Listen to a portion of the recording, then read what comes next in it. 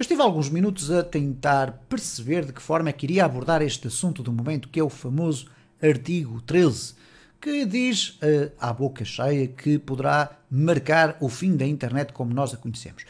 E decidi optar por uma via muito simples. Vamos falar um pouco sobre o artigo 13, o que ele é, sem entrar em muitos detalhes técnicos. Então, o artigo 13 está aqui escrito neste slide e com algumas cores que eu decidi colocar ali para destacar algumas partes desse artigo, porque ele até na própria escrita é um pouco confuso. O artigo 13 surge dentro de um pacote de leis emanadas da Comissão Europeia, que é a entidade da União Europeia que está responsável pela criação de leis que depois são disseminadas pelos países que compõem a União Europeia. E este artigo 13 está incluído dentro de um pacote de outros artigos que têm até uma natureza muito nobre, que é a tentativa de proteger os direitos de autor em relação a várias circunstâncias, nomeadamente, no que diz respeito ao artigo 13 e também um artigo 11, à questão da propagação de utilização de imagens, textos, sons, etc., nos meios digitais. E é neste meio que nos interessa, porque estamos a fazer aqui um vídeo para um canal do YouTube, e é sobre isso que nós vamos falar. Então, de uma forma geral, o que este artigo 13, ou o pacote onde ele está inserido, diz é o seguinte: nós chegamos a uma realidade em que, de facto, os direitos de autor estão quase puramente esquecidos. Hoje em dia nós entramos na internet, vamos a uma página qualquer de internet, a um blog, a um Instagram, a outro sítio qualquer, e vamos acabar por encontrar imagens publicadas vezes sem conta, sem que se conheça qual é o autor efetivo delas e, principalmente, sem que o autor e a pessoa que detém os direitos de autor daquela imagem, daquela música, daquele texto, seja ressarcido financeiramente sobre a utilização do seu conteúdo. Isto é, se nós vamos utilizar várias vezes uma imagem criada por uma determinada pessoa, ela deveria, quando muito, ser ressarcida, isto é, ter direito a ganhar algum dinheiro sobre a utilização desse seu conteúdo. É isto que a Comissão Europeia diz que neste momento não acontece com a massificação dos mecanismos digitais, nomeadamente a questão da internet e as suas plataformas mais significativas, como é o caso do YouTube, Facebook, Instagram, etc. Então este artigo 13 versa exatamente sobre isto. Indica aqui um conjunto de linhas, neste caso duas linhas efetivas, que indicam aos prestadores de serviços, já vamos falar sobre isso, quais são as medidas que eles têm que adotar no sentido de procurar proteger ou garantir que os autores de conteúdo têm direito a receber algum dinheiro ou a ser protegidos de alguma forma contra a utilização abusiva dos seus conteúdos. Então, o que o artigo 13 diz de uma forma geral é que os prestadores de serviços, e aqui os prestadores de serviços, entendamos, são as plataformas semelhantes ao YouTube, neste caso o YouTube, o Facebook, o Instagram. Tudo aquilo que sejam plataformas que permitem que os utilizadores, que somos nós, possamos lá colocar um post, um vídeo, um texto, uma fotografia, etc. Então ele diz que os prestadores de serviços devem adotar medidas que assegurem o funcionamento dos acordos celebrados com os titulares de direitos relativos à utilização das suas obras ou outro material protegido. Ora, isto quer dizer, em palavras mais simples, o seguinte, que o YouTube, por exemplo, neste caso, em concreto, deve adotar medidas que garantam que os autores e os respectivos direitos de autor sejam assegurados. Isto é, se entrar no YouTube um vídeo onde é apresentada uma imagem que está coberta por direitos de autor ou direitos autorais, então o autor dessa imagem terá que receber uma pequena quantia do dinheiro que for gerado a partir da utilização dessa imagem. Ou ainda, alternativamente, é dito que os prestadores de serviços podem ainda impedir a colocação à disposição nos seus serviços das obras que possam estar protegidas. Então temos aqui duas situações distintas. Ou o YouTube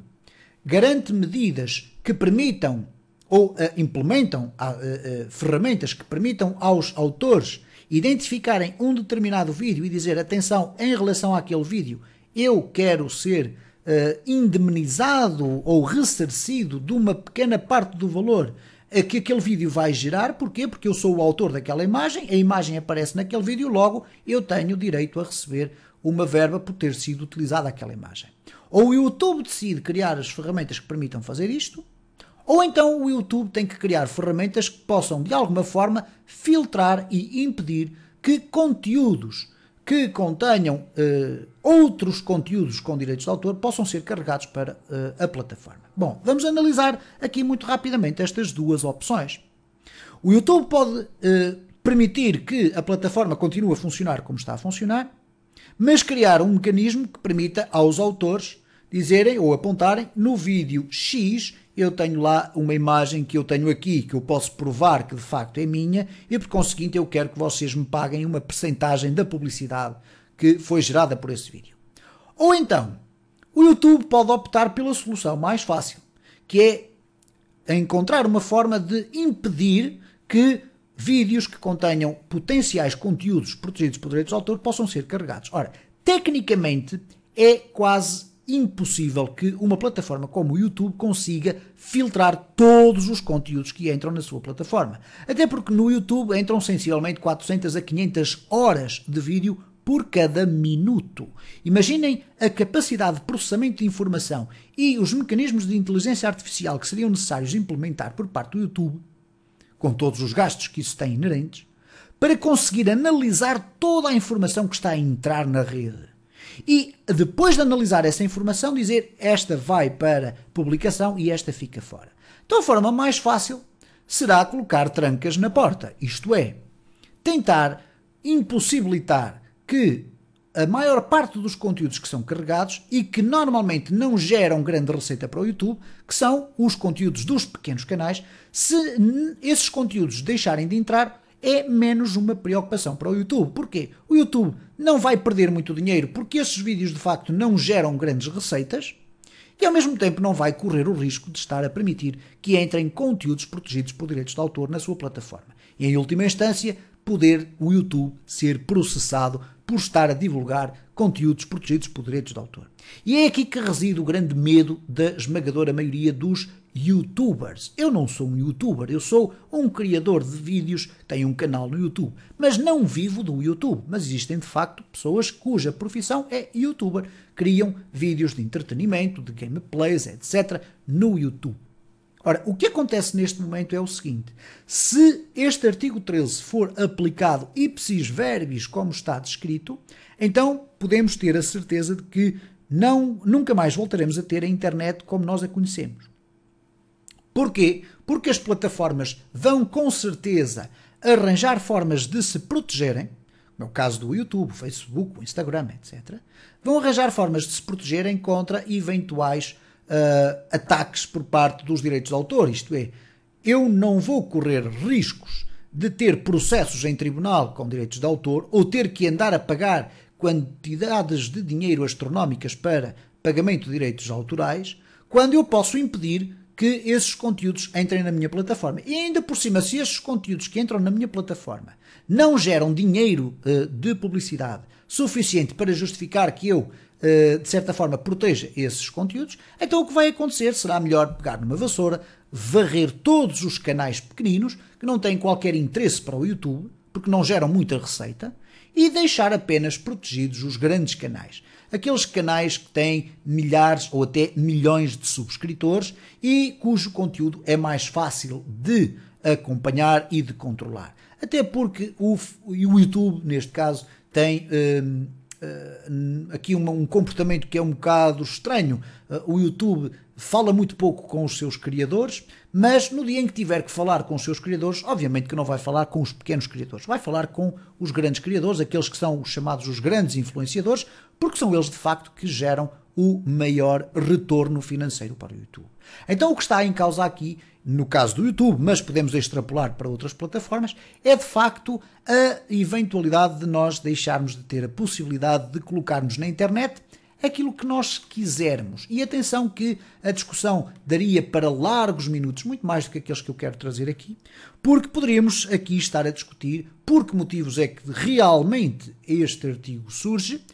quem são os principais fomentadores da aprovação deste artigo, e eu poderia arriscar aqui algumas teses que não estariam certamente muito afastadas da realidade, mas isso são discussões que vocês podem deixar aí nos comentários deste vídeo. Eu pessoalmente deixo ficar apenas aqui os factos e a minha interpretação sobre aquilo que poderá acontecer de futuro. Isto é, se este artigo 13 for para a frente exatamente como está, eu não diria que um canal como o meu fira os direitos de autor, até porque eu normalmente aqui trago explicações sobre código de programação. Não acredito que as empresas, como é o caso da Microsoft, ou as empresas detentoras, a Oracle, por exemplo, que é a detentora do MySQL, que esteja muito importada em que eu falo aqui sobre as suas tecnologias, até porque é uma forma de eu também as publicitar. E por essa circunstância eu não estou muito preocupado com o facto de eu, pessoalmente, poder ser acusado de estar a infringir direitos de autor. O que pode acontecer, no entanto, é o YouTube achar que o meu canal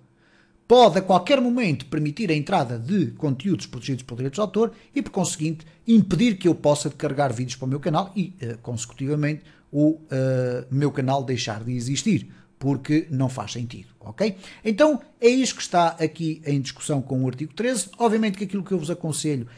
como consumidores de conteúdos da internet é lerem sobre isto, ouvirem as várias opiniões e, se tiverem a possibilidade de ter uma intervenção ativa nisto, pois acho muito bem que o devam ter, porque da mesma forma que eu vos estou a falar como um criador de conteúdo, não como um youtuber, porque esse é um conceito diferente, mas como criador de conteúdo, e da mesma forma que eu estou a comunicar-vos isto, na perspectiva em que eu tenho um canal que já tem alguma receita que reverte para mim em termos de publicidade, de hoje à amanhã eu vou deixar de ter isto, mas também vou deixar de ter acesso a conteúdos de outros canais que eu gosto de acompanhar, pelo simples facto de estarmos aqui com toda esta preocupação de procurar proteger os direitos de autor. Nem 8, nem 80, muito sinceramente eu acredito que este artigo 13 vai ainda levar uma grande volta, mas de facto está instalada a guerra e vamos aguardar para ver o que é que o futuro nos reserva. Podem deixar aí na secção dos comentários todas as vossas opiniões, porque penso que ainda não existe nenhuma regra que me diga que eu tenho que cortar a vossa opinião.